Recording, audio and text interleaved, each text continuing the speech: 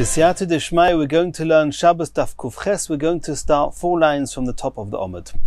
Says the Gemara, Chaya v'oif chulu. We saw in the Mishnah at the beginning of the Perek, Chaya v'oif shebreshusoi hatzodon potur. And we've discussed that. V'hachovel bohen chayev. Somebody who wounds, who causes a chabola in either a chaya or an oif is chayev. And as we discussed when we learned Daf Kuf Zayin, it's obviously that the chaya, an animal, and an oif, and a bird, it must be that they have skins. Their skins are actually called hide, or whatever you want to call it. The skin has the din, has the halachic status of skin versus flesh. It's not considered flesh, and therefore if one wounds them on Shabbos, one is chayev. So that's all very good, that the Mishnah seems to be addressing the skin of chaya, of the animals, and of the birds. There's another halacha that needs skin. One of the things that needs skin is when one writes tefillin, it's got to be written on the skin of a kosher animal. Let's see what the Gemara says. Omar Rav Huna, koisvin tefillin al gabe oiro shel oif tohir. One is allowed to write the parashios of tefillin on the skin of a tohir bird. Omar Rav Yosef, my kamash malon. Rav Yosef says, what are you Rav Huna trying to teach us? The isle oir? You're trying to tell us that the skin of a bird is considered skin, is considered a hide? Tanina, we already learned, ha'chovel bohen chayev. We saw in the Mishnah that if you bruise a bird on Shabbos, you're chayev. So you see that the skin has the status of skin. Omer le'abaya tuva komash malon. Abaye argued with Rav Yosef and said that Rav Huna is teaching us a chiddush. What chiddush is Rav Huna teaching us? The imi mas nisin, if we would only have our Mishnah, hava mina, I may have thought, kiven de ispe nikvi, loy, I may have thought that it's called skin, but there's lots of holes in the skin of the birds. Every place where a feather was initially seated, and now the feather's been plucked out, there's a hole there. So I may have thought that because there are so many holes in the skin, you cannot write the parashios of tefillin on it. Komash malon, that's what Rav Huna was coming to tell us, that under certain circumstances, even though there are holes there, you're allowed to write the tefillin. As they said in Marava in Eretz Yisrael, kol nekev she'adiyoi oiveres olov einoi nekev. A hole in parchment which is small enough that when one goes over the hole with one's quill, the ink actually fills up the hole, and the hole is not big enough to split the letter and to stop the quill from moving forward, and then the letter looks as if it's split into two. As long as the ink fills it up and allows the letter to continue as normal, then it's kosher. And that's what Rav Huna was telling us, that even though there are holes in the skin of the birds, you're allowed to use it for the tefillin, but you have to make sure that the holes are small enough that diyoi oiveres olov. Continues the Gemara. Mosiv Rav Zera. Rav Zera is going to ask a question now. Bichnofov. The pasuk says regarding an oilas ha'oif. We know that there's many different types of korbanos that are brought in the Beis Hamikdash. One of them is a korban oila. A korban oila could be from an animal. It could be from a bird. One of the halachas of the korban oila of a bird is that before the bird is put on the mizbeach, they would actually split the bird partially, and its wings, its feathers would stay on the bird. They would not skin the bird before putting it onto the mizbeach. To say that even though in the case of an animal korban oila, one has to remove the skin. If one doesn't remove the skin, it could make the korban posel. However, regarding the bird, bichnofov, you can actually put it onto the mizbeach even though its skin is still on. Reb Zera is saying, if you're going to assume that the skin of bird is considered skin, how can the pasuk say that you can put it onto the mizbeach? We know that the pasuk says regarding animals, the oilas behema, you're not allowed to offer a korban oila with the skin on. Abaya says oirhu. No, it is skin. It has got the status of hide, and nonetheless, Rachmon of Rabbi, you have a special pasuk to tell us that even though it's called skin, you're allowed to put it onto the mizbeach. Ikeda Omer Reb Zera, another version of this, says Reb Zera, Af anan nami tanina.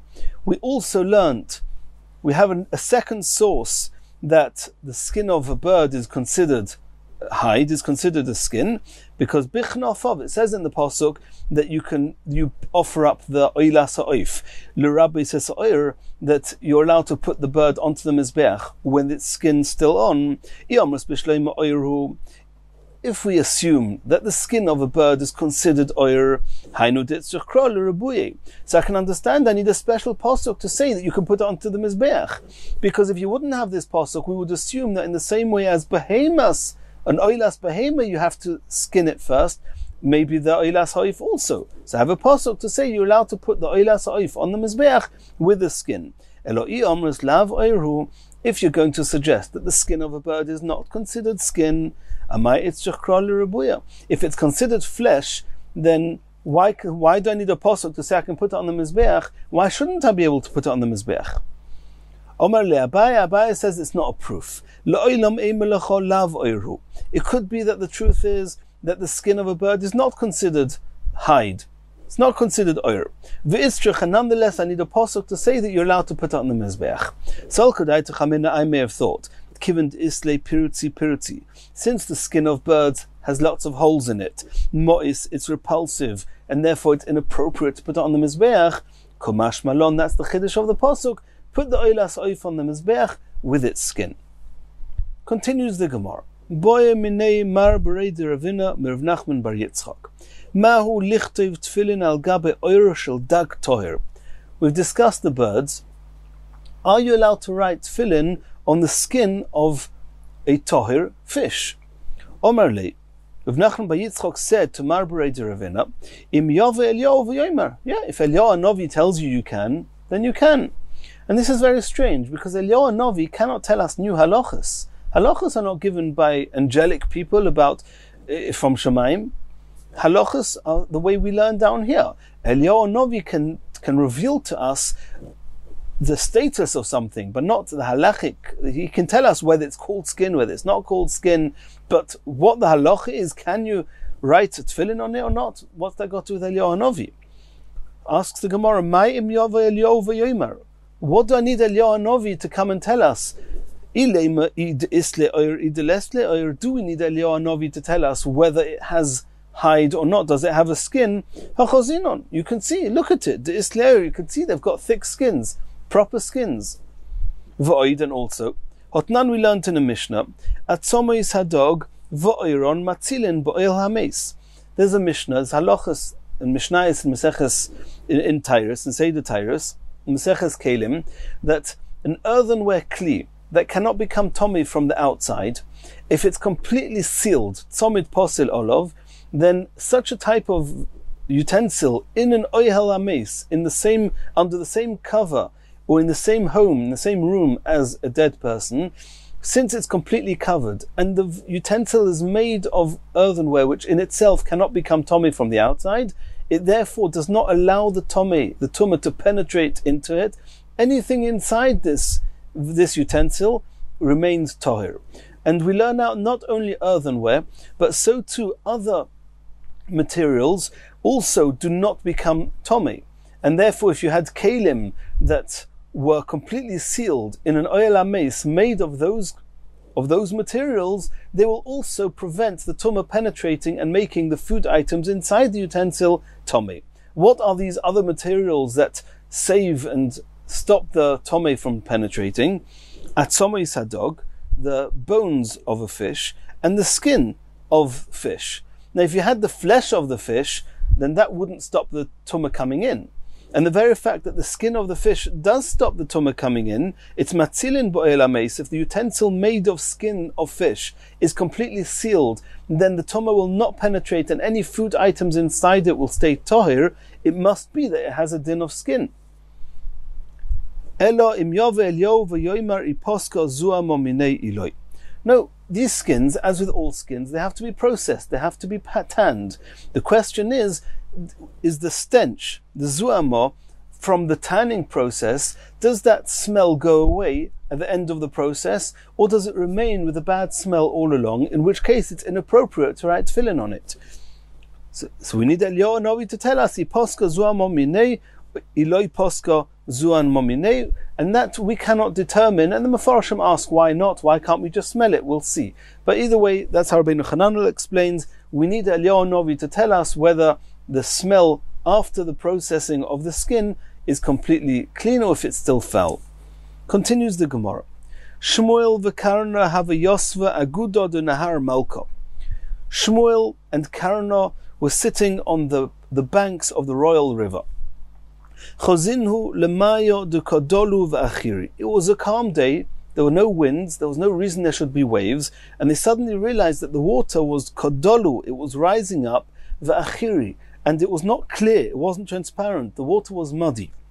Omale Shmuel, lekarno. Shmuel commented to Karno, Gavra Rabba Ka'osi Mimarova, the sea here that we're looking at, this river, which connects or joins Eretz Yisrael to wherever they were, he says it must be there's a great person that's coming from Eretz Yisrael, v'chayesh b'me'er, and he's suffering with his stomach, v'kadolu mayo lakbule ape kameh, and the water was coming up in order to honor him.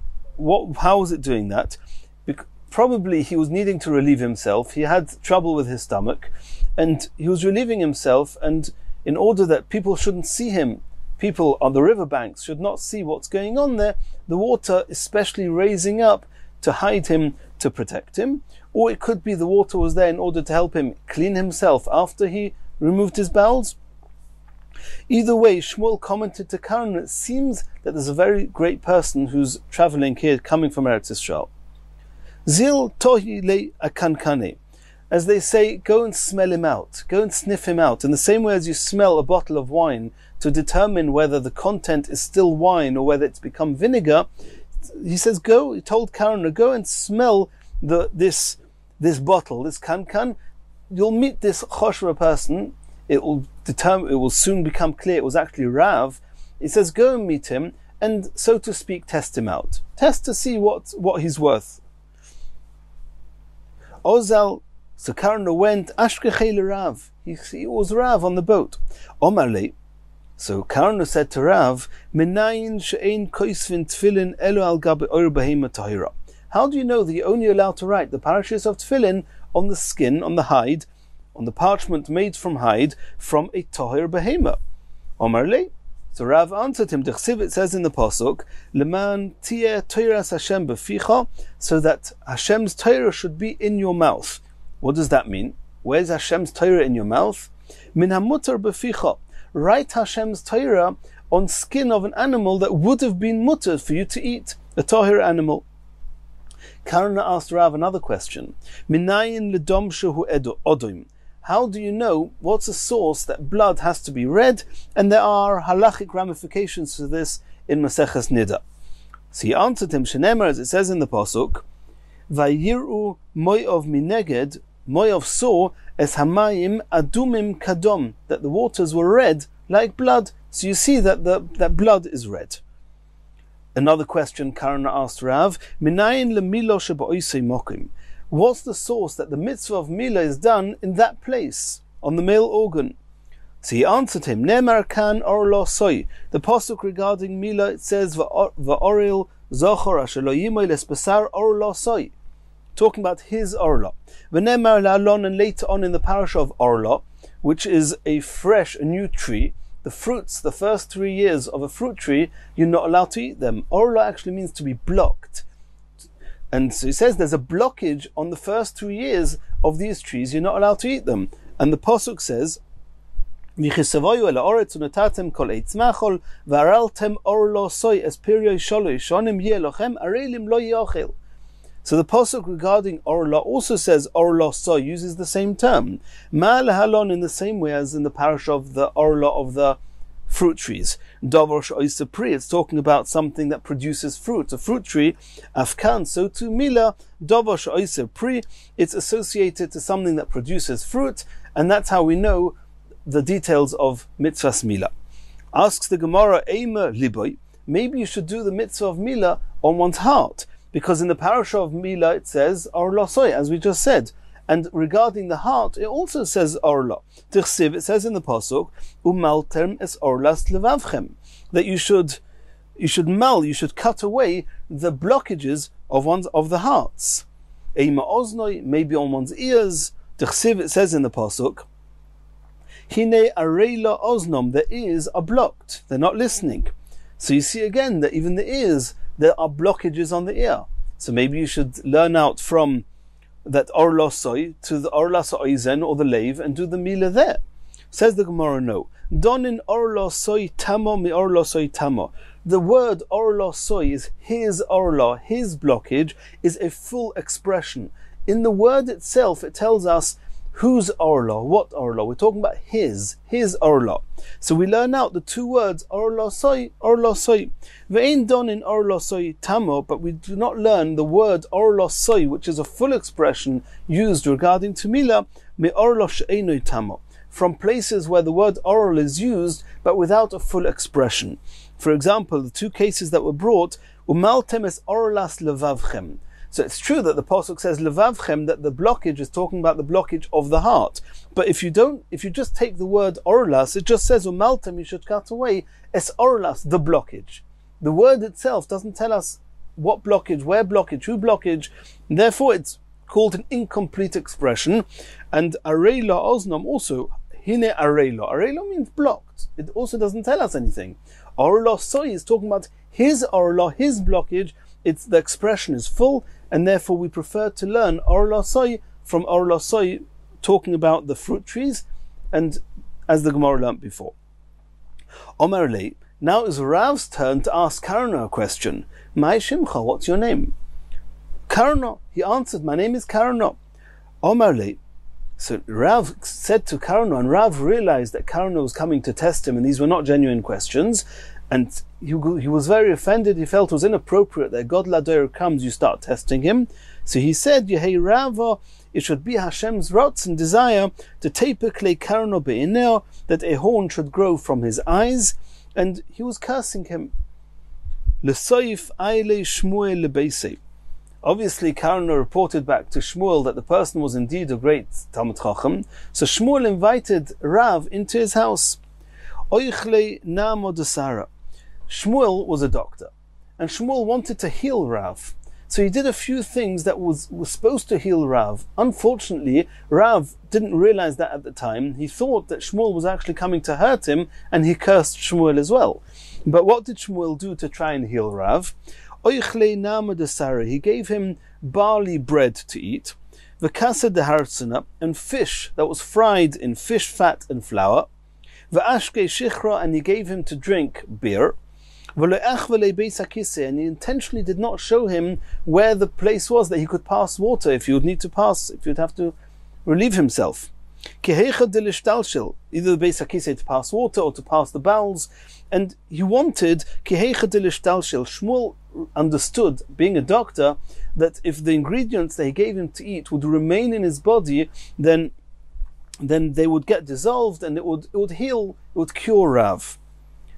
But Rav, who thought that Shmuel was trying to hurt him, lied to Rav. So Rav cursed Omar and said, Man de Mitzaron, the one that caused me pain, loy loikmilei boni, should not have sons. V'chein hava, and so it was. Shmuel only merited daughters; he did not merit sons. Says the Gemara Ketanoi, the discussion we just had, from where do we know that mitzvahs bris milah is done ba'oisei mokim, is actually a discussion in the Gemara, in the Brisa. Minayin lemilo sheba'oisei mokim. What's the source that mitzvah of milah is done on that place? Nemar kan or losoi, it says in the parasha of Milah or losoi. But Nemar la'alon or losoi, and later referring to the fresh fruit trees, where there's a blockage, where there's an issa, prohibition to eat the fruits. It also says or losoi. Ma la'alon dovosh oise pri, afkan dovosh oise pri, divi Rabbi Yeshaya. Rabbi Yeshaya says exactly what we saw before. Reb Nosson says no, it's a different source. Einei tzarich, I don't need that gzera shava. Harehu oimer, the pasuk says in the parasha of Milah, it says va'orel zochor asher lo yimel. Why doesn't it just say va'orel asher lo yimel? An oral, somebody who's got this blockage called orla, and who doesn't do Milah, etc. Asher lo yimel es besar losei. Why does it have to say the male oral? Says the Gemara, Mokim shenikar ben zachros lenakvus, because the mitzvah of Milah is done on the very organ, on the place where one can recognize the difference between a male and a female, and that's oisei mokim. That's how we know where the mitzvah of bris milah is done. Ton Rabbanon, says the Gemara, koisvin tefillin al gabe oir behema tahira. One is allowed to write the parashas of tefillin on the hide, on the parchment made of skins of tahir behemois. Val gabe oir chaya tahira, and also on chayos tahiris. The chayos and behemois are just different types of animals. Val gabe oir nevelos utreifos shelahen. A regular behemah tahira, chaya tahira, you shech them, you're even allowed to eat them. What happens if they die on their own? It's called an avela. What happens if they were shechted? You did do shchita, but there was a blemish, there was something wrong with them, and this is a perik in chulin, elu treifos, where there are 18 different types of treifos, where if we find them in an animal, it renders them treif. You're not allowed to eat them. But nonetheless, you're allowed to write on their skins the parashas of tefillin, even though you're not allowed to eat them because they either died without shchita or they had a treifa. But since it's the type of animal which you would have been allowed to eat, if it would have been shechted and it wouldn't be treifa, you're allowed to write the parashas of tefillin on them. There's a halacha that each parasha of the tefillin, where before it was put into its compartment, it was wrapped round with a hair. So nichra chois besaron, one's allowed to use the hair of these behemois tahiris and chayos tahiris, even if they are nevela or treifa, in order to tie the parashas before putting them in the batim.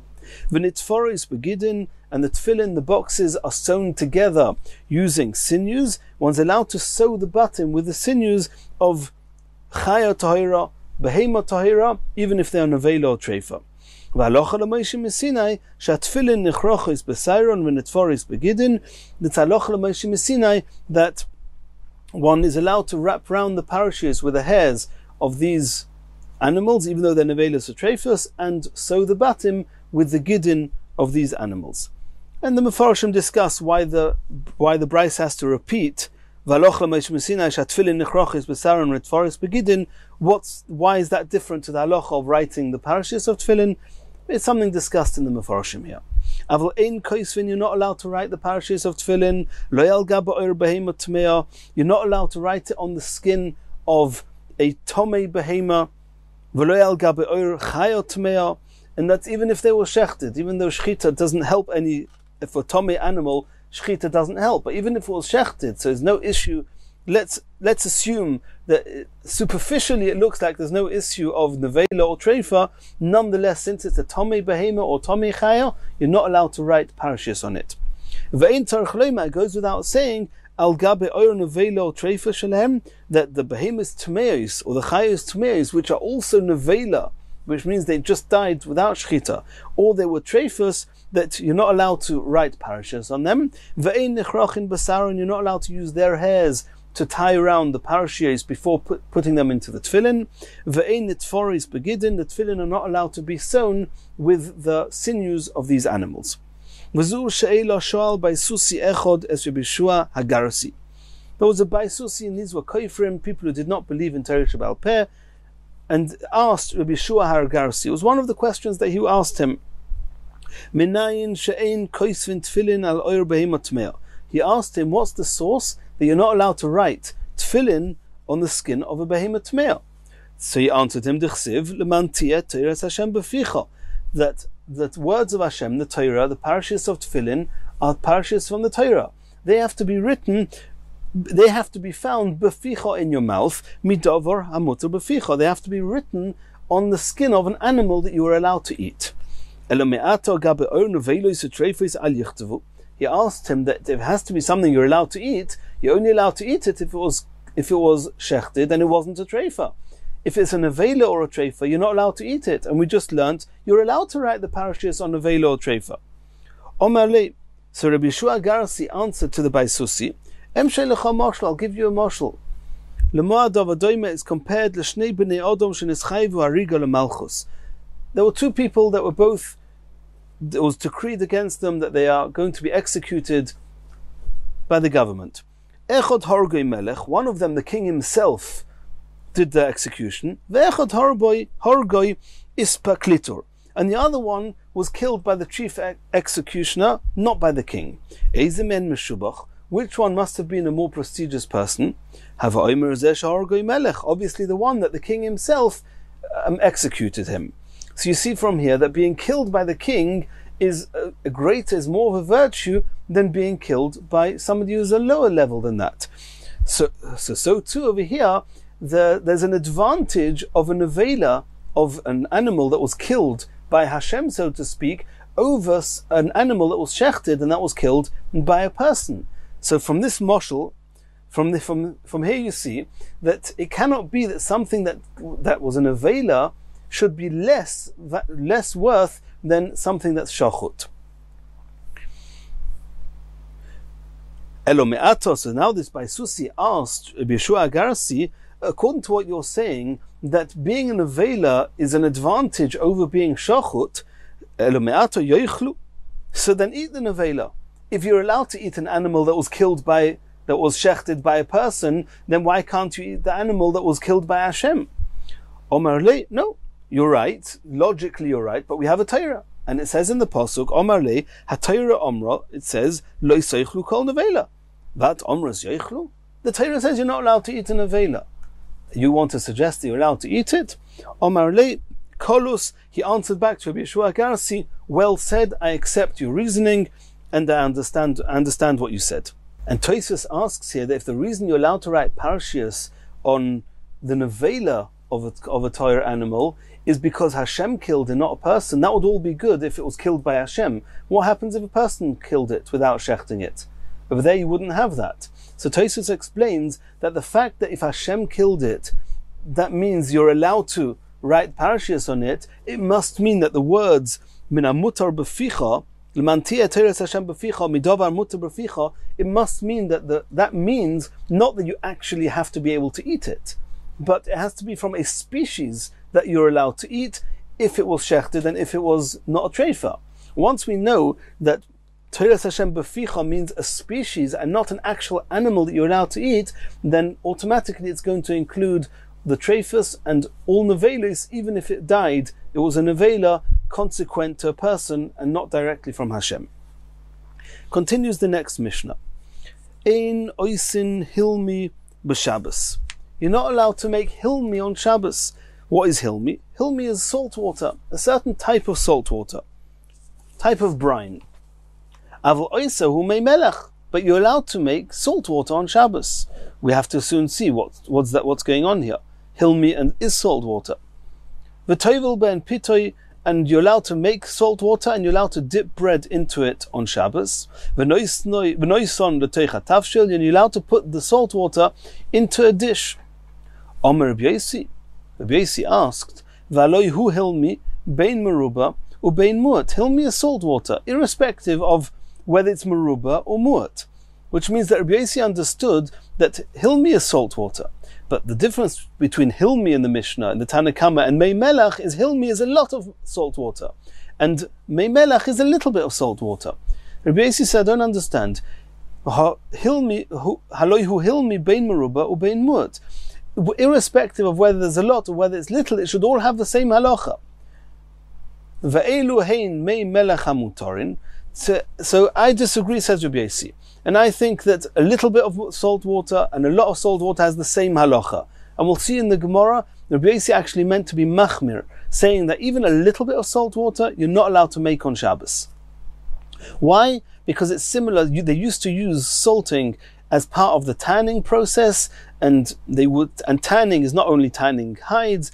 It could, when somebody's pickling vegetables, it's also similar to ibud, to tanning. It's a process done on the food item, and they would use salt water for that. And therefore, Rabbi Yosi held you're not allowed to make salt water on Shabbos because you may use it. It will look like you're processing some foods, or you will process foods, and therefore he holds it also even just a little bit.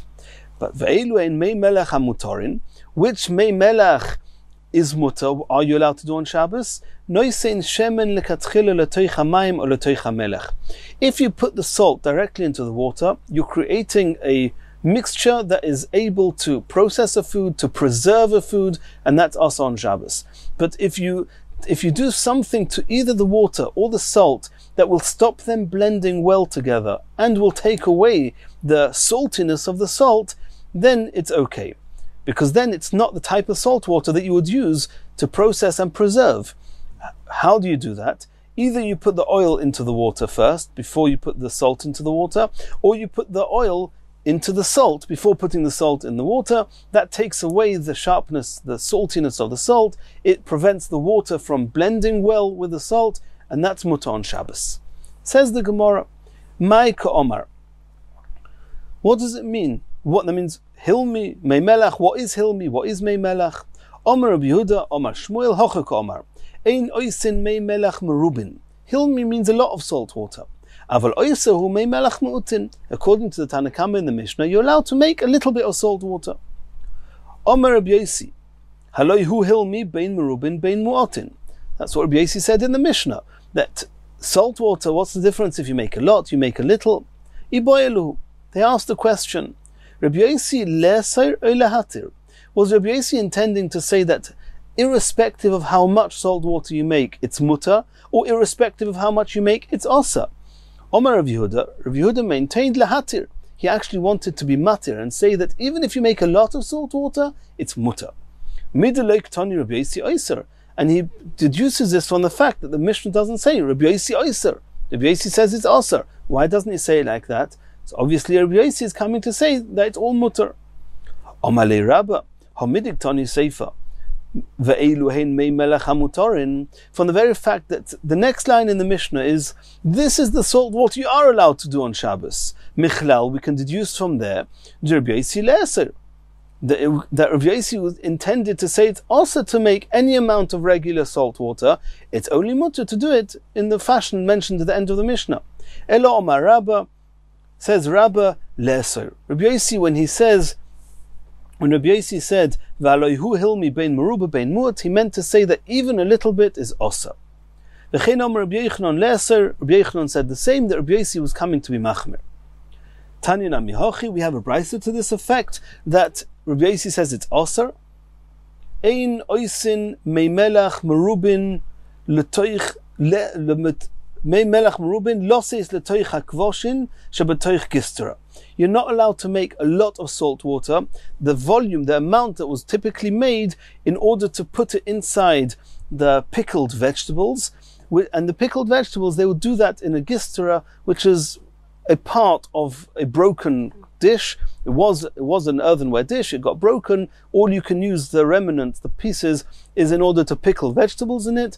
And you're not allowed to put a lot of mei melach into this gistera in order to help with the pickling of the vegetables. Aval oisahu mei melach mu'otin. You're allowed to make a little bit of salt water. V'oichel ba'en pitoi. V'noisen l'teich tavshel, in order to eat your bread with it or to put it into a dish.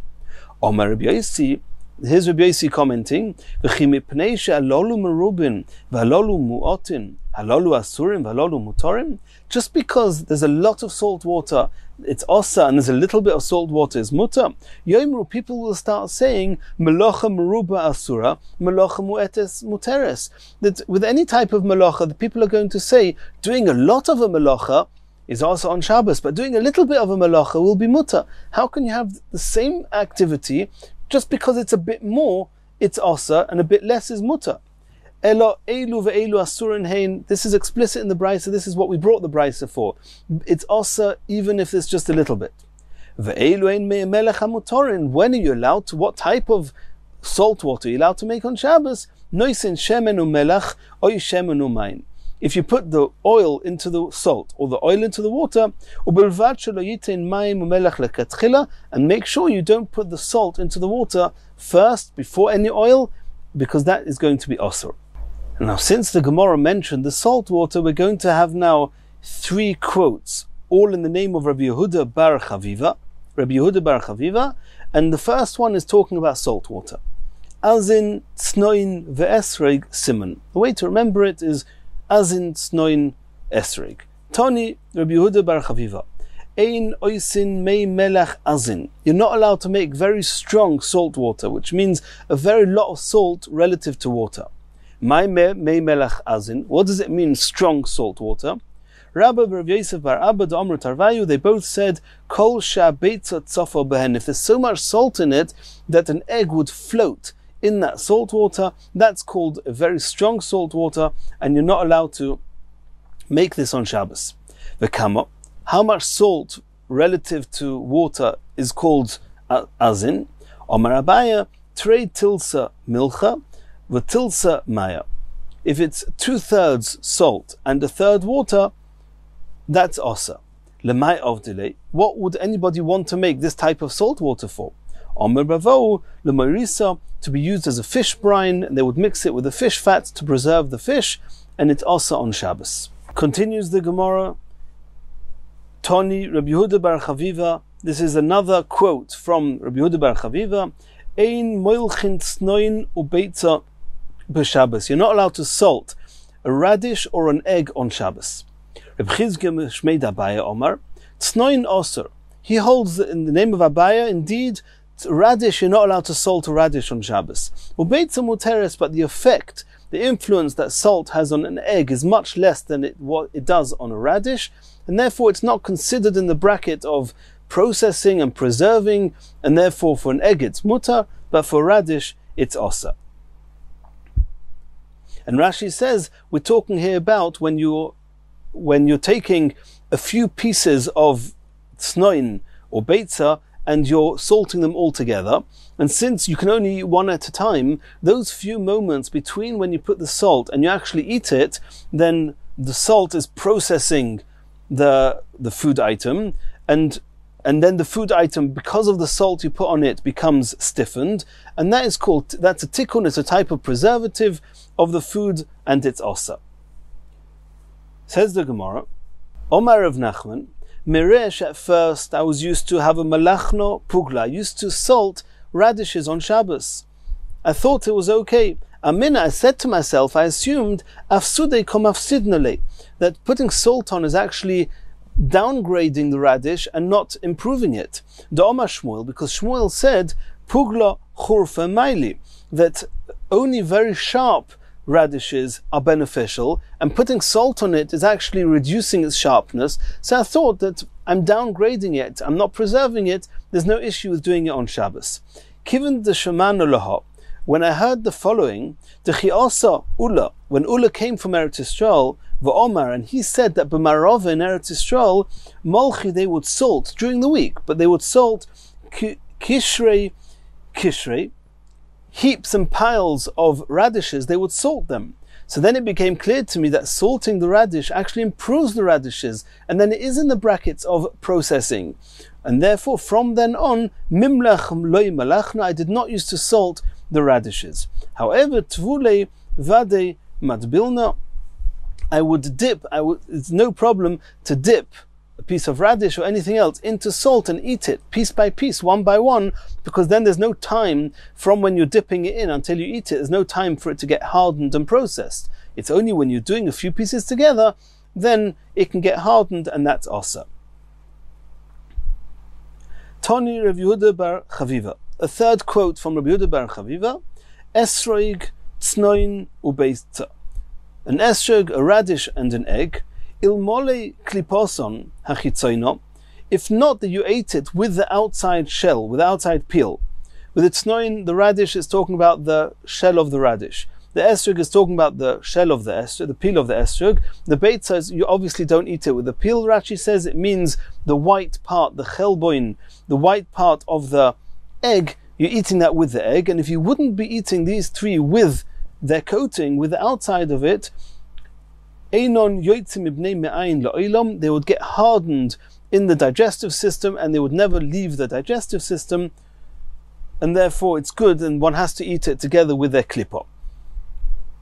Continues the Gemara, and because we mentioned before that the very first quote of Rabbi Yehuda ben Chaviva, that melech azin, strong salt water, very salty water, is that such that an egg can float in it, the Gemara is going to tell us something related to that. Ki also Rav Dimi, when Rav Dimi came from Eretz Yisrael, Omar, he said, Me'oilam loy tova gavra b'yam d'Sodom. Nobody ever drowned in the Yam of Sodom. What we know is the Yam HaMelech. Omar of Yosef, Hafucha Zdoim Vafucha Mila. It's true that Hashem turns Zdoim upside down, but what you're saying about Zdoim also seems to be upside down, because you seem to be saying that a person Gavra Hudalai Tova, a person can't sink there, doesn't sink there because it's so salty. Kshura, but a wooden beam, Tova can sink there. That's as upside down as Sodom became upside down. It doesn't make sense. Omar le Abaye said no. Loimi boy koma. He said that it was going in stages. Loimi boy, it goes without saying. Kshura, that a wooden beam, dafilu b'chol meimois sheba oilam, with all the waters of the world, loy Tova, it does not sink. Elo afilu gavra, but even a person, a human being, de tova b'chol meimois sheba oilam, he can sink in all the other waters of the seas of the world. But Yama de Sdoim, in the sea of Sdoim, in the Yama Melach, loy tova, there it's so salty that a person cannot sink. L'may nafka. What's the ramification of this information? Kihad Rovin have a shokil va'ozil achira derbirmia. And the Gemara is now going to explain the halachic ramifications are that since it's so salty, and salt is very therapeutic, it's very healing, so we're now going to move into the halachas of refuah b'Shabbos. What type of refuah are you allowed to do on Shabbos? The rule is to take medicine on Shabbos. Biblically speaking, there's no reason you shouldn't do that. It's mutter. You're not doing anything wrong. However, many medicines, the way they made them was by crushing the herbs. Crushing herbs on Shabbos is a melacha of teichen, of crushing, of grinding. So we were afraid that if we're going to allow a person to take any form of medication, that he's also going to come to crush, to grind the ingredients, and that's also. And therefore the Chachamim said, you're not allowed to do anything which is refuah on Shabbos. But if there's two things that have to be taken into account. There's the person himself, who's taking the refuah, and what are people going to see? If people look at you and see that what you're doing, and it's clear like day that you must be engaging in refuah, then they are going to think that you're allowed to engage in medicine on Shabbos, and they might come to grind the samamonim, to grind the ingredients, and therefore you're not allowed to do that. Even if they feel, if they don't see, if they don't assume, they don't have to assume you're doing what you're doing for medical reasons, and it might just be something that healthy, normal people do as well. Nonetheless, even for you yourself, you're only allowed to do it if there's some type of a shinui. If you're doing it in a different way than you're doing it any other time. Because the fact that you're doing it for refuah means that you might get confused. But if you do it in a different way than you normally would, then it's mutter. Those are the general rules. So let's see now how this plays out here in the Gemara.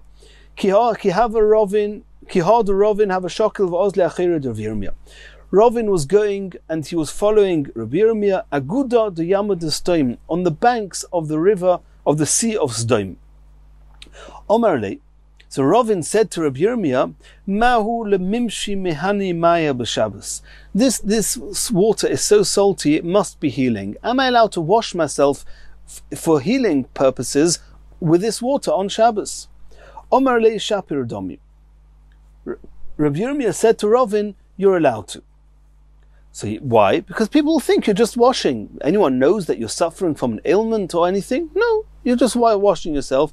To wash yourself, you're allowed to do on Shabbos. It's mutter. Ma'u lemeimat ulemiftach. Are you allowed to put it over your eyes, on top of your eyes, and then to open and close your eyes in order that the water of the Sodom should go into your eyes and cure whatever ailments you have in your eyes? Omar le, Rabbi Yirmiyah said to Rovin, Zuloi shamati. I didn't hear explicitly what the halacha is in this case. Ki yetzebo shamati.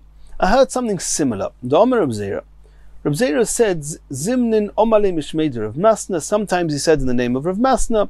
Zimnin omalo mishmeder of Mar Ukva. Sometimes in the name of Mar Ukva. And this that Reb Zera said in the name of either Rav Masna or Mar Ukva was that B'tarvayu mishmeda avur de Shmuel. Whenever he said this over, he said that there's two halachas, and they were said by Avur de Shmuel v'Levi. One of these two halachas that was said either by Mar Ukva or of Masna, one of the two halachas was sourced by Avur de Shmuel, the father of Shmuel, and the other one from Levi. Chad Omar, one of them said, Yayin b'soicha ayin osur.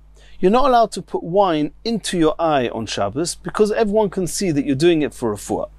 for medical reasons. Al gav ha'ayin, but to put it on top of your eyes, just to rinse on top of your eyes, mutter, it's mutter, because people will think you're just washing yourself.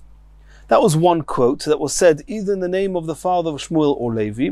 V'chad Omar, the other halacha was roik tofil, raw saliva, which means saliva of a person before he puts anything in his mouth. As he wakes up and overnight, the saliva became very sharp and it has therapeutic powers. So this saliva, afilu al gavo ayin osur. It's not a normal thing. It's repulsive for a person to wash himself. No normal person wipes himself with saliva. And since you're putting your saliva even on top of your eyes, not in your eyes, is clear to everyone that you're engaging in medicine, and therefore it's osur. So you see here clearly from the first halacha that was mentioned that the wine you're allowed to put on top of the eye, but not into the eye. And it would seem that that's a proof to what we were trying to bring before, that the waters of the Yamadas Doim, you're allowed to just wipe yourself with it and let people think that you're just wiping yourself. But to do anything that's showing people that you want it in your eye, that's making it clear that you're using the waters for medicine, and that's osur. And then the Gemara says, Tistayim davur de Shmuel hu de Omar, I'll prove to you that the first halacha that you mentioned was actually said by Avur de Shmuel, and obviously the other one was said by Levi. Why? Tistayim, I'll give you proof, Avur de Shmuel hu de Omar, yain b'soicho ayin os al gabe yain muta. The halacha that wine you're allowed to put over your eyes. It was obviously customary in those days to wipe themselves with wine, but you're not allowed to put it in your eyes because you're making it clear that you're doing it for refuah. Mid Omar Shmuel himself said, Shoira odom pitoi bayayin v'noisnoi al gav ha'ayin b'Shabbos. You're allowed to soak a piece of bread into wine and put it on top of your eye on Shabbos. That was Shmuel said that. Where do you think he got that halacha from? To Shomei Leman. Who could Shmuel hear this halacha from? That when you dip your bread into wine, you're allowed to wipe on top of your eyes. Lav to Shomei Me'avua. Probably he heard it from his father. So it was probably that Avur de Shmuel that said that first halacha. Says the Gemara, with the logic you're using now, Hod Omar Shmuel, we have another halacha that Shmuel said. Roik tofil afilu al gabe ha'ayin osur. To use the saliva to wipe yourself, you're not allowed to do that even on top of your eyes because it's so clear that it's refuah. Deshomelei miman. Who do you think Shmuel heard this from? Ilem deshomelei me'avua. You're going to say he heard it from his father. That means that both halachas he heard from Avur de Shmuel. That can't be Elo Levi v'lo yichod Omar. Levi didn't say any of the halachas. It was clearly said, the tradition was that one of these halachas the father of Shmuel said, and the other one Levi said. Elo choda shemir lei me'avua v'choda shemir lei milevi. It's true that Shmuel said both halachas, and one of the halachas originated from his father Avur de Shmuel, and Shmuel heard it from his father. The other halacha Shmuel heard from Levi. V'lo yodinon, and we don't know hai me'avua, hai milevi, which one he heard from his father, which one he heard from Levi. And now that we're in the subject of refuah b'Shabbos, we're moving on to the next topic of refuah b'Shabbos. Omar Mar Ukva Omar Shmuel. Shoire Odom Kiloirin Me'erev Shabbos. You're allowed to soak grasses and other ingredients from Erev Shabbos to make this very medicated eye wash called Kiloirin. You're allowed to make on Erev Shabbos, v'noison al gabe einov b'Shabbos, and you're allowed to put it on top of your eyes on Shabbos. V'einoi choishes, she has nothing to worry about. And Rashi explains that the very fact that you had to prepare it before Shabbos is enough of a recognition for himself not to get confused with other medicines, and chas v'shalom, he shouldn't come to grind ingredients. And the fact that other people are seeing him, other people don't necessarily know and see that this is medicated eye wash. They might just think he's putting wine on top of his eyes, and wine is something that you put on top of your eyes, even not for medical reasons. Bar Livoi, Havakoi kameid Mar Ukva. Bar Livoi was standing in front of Mar Ukva. Chazia dehava mai tzvposach. Mar Ukva saw that Bar Livoi, he was putting this kiloirin into his eyes, but he wasn't just putting it over his eyes, he was actually opening and closing his eyes to make sure it would go into his eyes. Omar lei, So Mar Ukva said to Bar Livoi, Kule hai vadai lo yishora Mar Shmuel. Mar Shmuel, we said in the name of Shmuel, Shoyre Odom Kiloirin Erev Shabbos v'nois nal gabe einov b'Shabbos. But Shmuel wouldn't have said so far. He lets you put it on top of your eyes because people will think it's just wine. It doesn't look like you're engaging in medical procedures. But to do some acts that you're showing everyone, I'm putting this into my eyes, clearly trying to use it as a medicine, that's also. Sholach le Rabbi Yanai le Mar Ukva. Rabbi Yanai sent to Mar Ukva, Lishodir lon mar mehanoch kiloirin de Mar Shmuel. Rashi brings that Mar Ukva was close to Mar Shmuel, and the Rav Yanai sent a message to Mar Ukva and said, please send me some of this medicated eye wash from Shmuel. Sholach le sent him back as follows. Shedurim mashdarnu lecha. I'll send you back this medicated eye wash. Why? Deloi teima tsar ayin ano. I don't want you to think that I'm stingy. Elo, you should know hoch oma Shmuel. Shmuel said the following: you don't really need this eye wash. There's something which is much more powerful than this kiloirin. Toivo tipas tsnoin shachris. A drop of radish. I imagine it's the water that was processed with radish. Shachris in the morning. V'rechitzas yodayim v'raglayim. And washing one's hands and feet, bechamin with hot water, arvis in the evening, which Rashi says also helps a person's eyesight. Is all that is more beneficial, mikol kiloirin sheba'olam, more beneficial than all the medicated eye wash in the world. Tanya namihachi, a brisa to this effect. Omer Rav Muna, mishum Rabbi Yehuda, toiva tipas noin shachris. A drop of radish in the morning is good, is beneficial for the eyes. Urechitzas yudayim v'raglayim arvis, and washing one's hands and feet in the evening is better, more beneficial mikol kiloirin sheba'olam than all the medicated eye wash in the world. And now that we've just quoted something from Rabbi Muna, the Gemara is quoting something else from Rabbi Muna. Hu haya omer. Rabbi Muna was also used to saying, Yad la'ayin tikotzitz. Now here we're talking about, Rashi says, we're talking about in the morning a person woke up, he hasn't yet washed Netilas Yadayim. And we know that before Netilas Yadayim, a ruach ra, an evil spirit, rests on the eyes. Now exposing any of the entrances of our body to the spirit of which is on our hands can be very harmful. And therefore it's better that the hands, chas v'shalom, should be amputated in order that you shouldn't do that again, rather than risk your life by allowing the ruach ra to penetrate through these openings. So that's what Rav Muna said. Yad la'ayin tikotzet. A hand in the morning that has not yet washed netilas yadayim, then it's better that the hand should get cut off than putting it into one's eyes. Yad lechoitum tikotzet. A hand before shachris going to the nose, tikotzet, is worthy of being cut off. Yad lepeh tikotzet. A hand to the mouth. Yad le'oizen, to the ears, tikotzet. Yad lechasuda, tikotzet. When they would let blood, they would take out blood, and there was a little entrance where they took the blood from, then touching that area before netilas yadayim is also detrimental.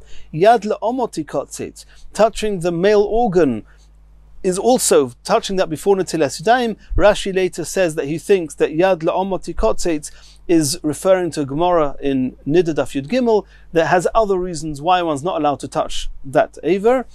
Tikotzet, yad lepita bas tikotzet, if a hand touches the anus, which is the opening at the back, also tikotzet. Yad legigis tikotzet, and a hand that touches a barrel of beer, also tikotzet, it's harmful for the beer.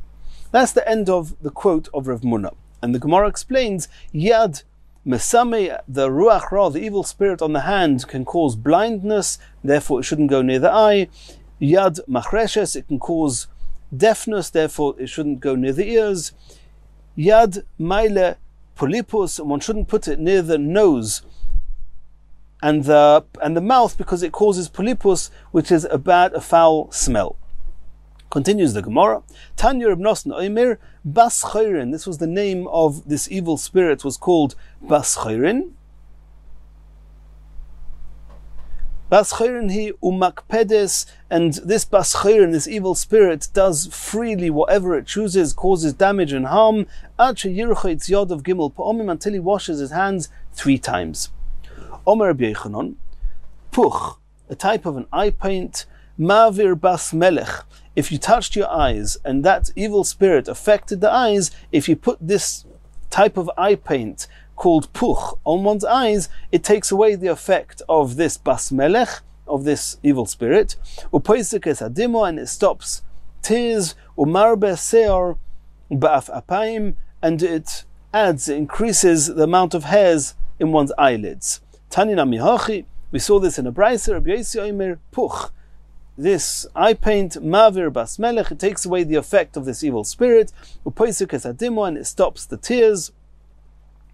Umarbe seor ba'af apayim, and it increases the hairs of the eyelids. And in Mirz Hashem, in the next shir, we're going to continue from here.